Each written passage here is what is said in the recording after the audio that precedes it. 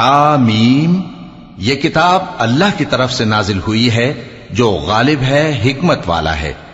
ہم نے آسمانوں اور زمین کو اور جو کچھ ان دونوں میں ہے حکمت سے اور ایک وقت مقرر تک کے لیے پیدا کیا ہے، اور کافروں کو جس چیز سے خبردار کیا جاتا ہے اس سے وہ منہ پھیر لیتے ہیں۔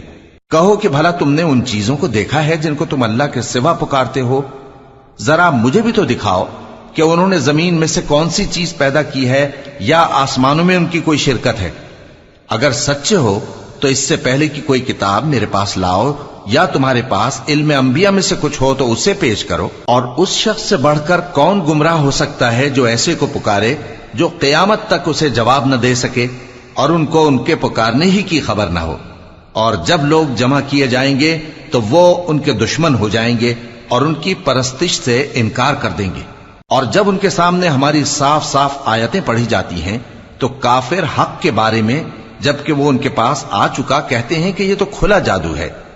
کیا یہ لوگ کہتے ہیں کہ اس پیغمبر نے اس کو از خود گھڑ لیا ہے؟ کہہ دو کہ اگر میں نے اس کو اپنی طرف سے بنایا ہو تو تم اللہ کے سامنے میرے بچاؤ کے لیے کچھ اختیار نہیں رکھتے۔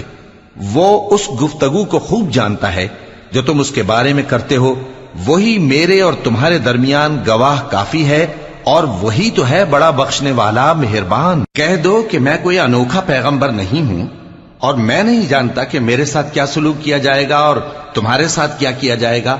میں تو اسی کی پیروی کرتا ہوں جو مجھ پر وحی آتی ہے، اور میرا کام تو علانیہ خبردار کرنا ہے۔